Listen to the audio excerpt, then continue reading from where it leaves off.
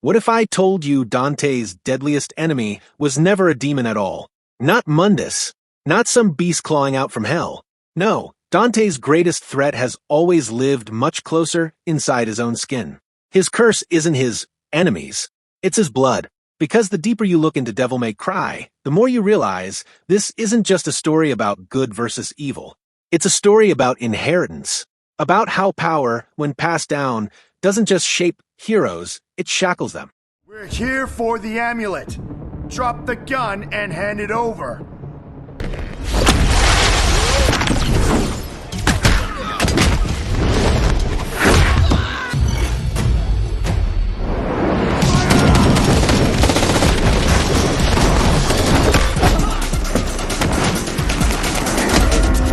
Part 1. The burden of power. When heritage becomes handcuffs. Think about this. You're born into a world where your existence alone reshapes the balance of power. Not because of what you've done, but because of what runs through your veins. You move faster than trained warriors can think. You can heal from wounds that would kill others instantly. Your fists break walls, your eyes track bullets, and your body defies the very concept of mortality. On the surface, it sounds like the divine favor of fate, like destiny chose you to be great. But what if I told you that kind of power doesn't feel like a gift? Except these gifts come with a price tag that keeps collecting interest. Dante, half human, half demon, grants him extraordinary power, but it also paints a target on his back that he can never erase. He's the son of Sparda, and that single fact outweighs every decision he will ever make in his lifetime. His power, though earned through blood, pain, and perseverance, is treated like inherited debt, and that debt keeps multiplying. Every demon from the demonic realms of Makai sees him not as a person, but as a walking inheritance, something to destroy or devour. And the humans, organizations like Darkcom, cloaked in bureaucratic righteousness, see him as an anomaly to be cataloged, regulated, and ultimately exploited. And the irony? Dante's suffering is often not because of what he does, but because of who he is. When Lieutenant Mary and Arkham finally confronts him, she doesn't care about Dante's intentions, his history, or his pain. She's not hunting him because he's a threat. She's after him because he's a symbol. His half of the amulet, the one tied to Sparda's forbidden legacy, is not a piece of jewelry. It's a key. And Dante? He's just the lock. The vice president of the organization, pulling the strings, doesn't want Dante. He wants what's inside him. The legacy, the access, the myth made flesh. Just like the White Rabbit, whose pursuit isn't born of revenge or rivalry. It's transactional. They need the blood of Sparda's heir to pierce the veil between worlds. And so, Dante is no longer a man with a story. He's become a means to someone else's end. You're special, they say, as if that word could somehow lighten the burden. But, in reality, special means solitary. It means watched, targeted, misunderstood. It means carrying a weight that no one else will ever truly understand. It's a luxurious trap, forged from expectations, sealed shut with ancient blood. And this is not just Dante's curse. It echoes across the anime landscape. Take Naruto Uzumaki, born with the vessel of a nine-tailed fox. To the village of Konoha, he wasn't a boy. He was a bomb they chose to monitor rather than defuse. No matter how many times he smiled or reached out, he was always the Jinchuriki. And what did Kakashi once say about burden? In the ninja world, those who break the rules are scum. That's true, but those who abandon their friends are worse than scum. But what about the ones abandoned by legacy? By the sins of their fathers? Dante's reality is one defined not by truth, but by expectation. Not by freedom, but by fate. A fate that sees his blood as a commodity, his power as property, and his identity as collateral in a war he never started. That's the cost of being special. Not the admiration, not the privilege, the isolation, the surveillance, the inheritance that feels more like a sentence. Before we start, let me at least show you what you're fighting for. Your father's homeland, where Mundus, the king who had your family murdered, still rules. It was Mundus who gained the most from Sparda's wall. She and the rest of her Darkcom barbarians, they and Mundus are two sides of the same blood-stained coin.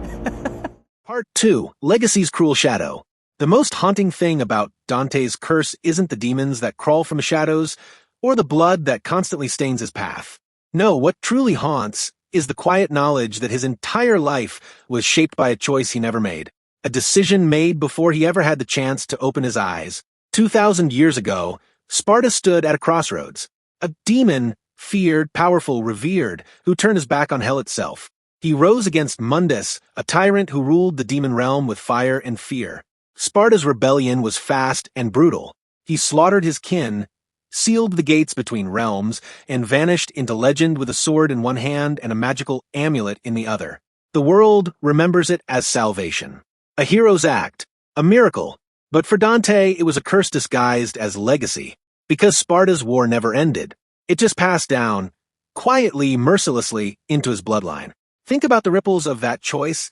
Dante and his twin brother Virgil were born into a storm, not of their making but destined to define them. Mundus, enraged at the betrayal, sought revenge not on Sparda, who vanished into obscurity, but on what he left behind. In his wrath, he tore their family apart, murdered Dante's mother, and corrupted Virgil through desperation and abandonment. This is where destiny turns cruel. A son punished for the sins of a father who wanted only to do good. The consequences only deepen as the years unfold. The White Rabbit, a tragic product of war and racial hatred, seeks Dante not because of who he is, but because of what flows through his veins. Sparda's blood, the key to unlocking vengeance. To him, Dante is a living weapon, a pawn in a legacy that reduced people to symbols and lives to leverage. Even Lieutenant Mary, whose hatred of demons stems from her father's demonic transformation and subsequent murder of her mother, initially targets Dante not for his actions, but for his demonic heritage. And all of it, the pain, the pursuit, the prejudice, comes down to that one decision. Sparda rebelled, and in doing so, cast a long, cruel shadow over his sons. Dante never asked for any of this. He never signed up to be humanity's shield. He never volunteered to be the keeper of an ancient power that others would kill to possess. Yet here he is, wielding incredible abilities while fighting battles that began millennia before his birth. Anime fans will recognize this tragedy intimately. In Attack on Titan, Eren Yeager's path mirrors Dante's in profound ways. Eren didn't ask for the Titan powers. He didn't choose to inherit the sins of his father, Grisha, or the burdens of Eldian history. Yet his fate is tied to decisions made long before he was born. This is the weight of inherited destiny.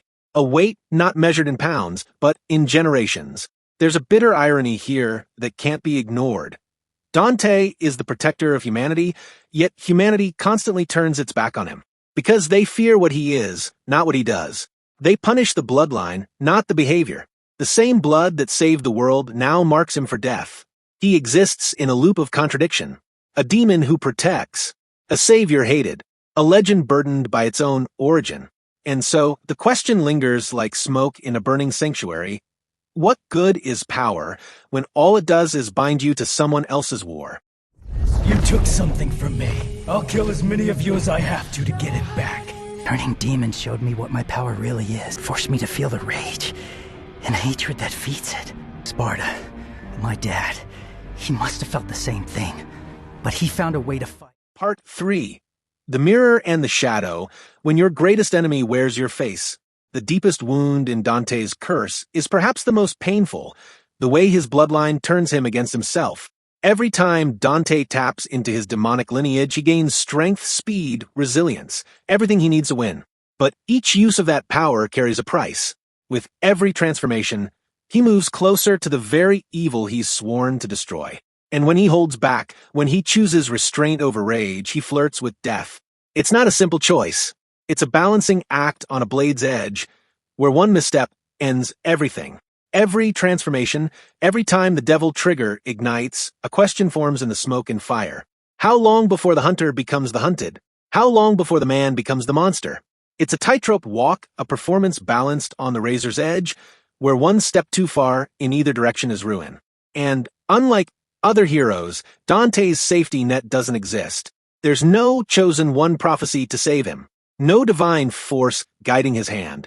He is alone in this reckoning, with nothing but his willpower holding the line between salvation and surrender. You see this tragedy not only in Dante, but in the characters around him. Lieutenant Mary, driven by vengeance, devotes her life to hunting demons. Yet the one who killed her mother was her own father, twisted beyond recognition. She becomes a soldier built on a lie, channeling hate at an enemy that was once her family. The White Rabbit, once a champion of Micaians, becomes their captor and experimenter, ultimately plotting humanity's destruction in the name of revenge. The vice president of Darkcom, apparently protecting humanity, proves just as dangerous as the demons he claims to fight when he steals the White Rabbit's device to open a portal to Makai.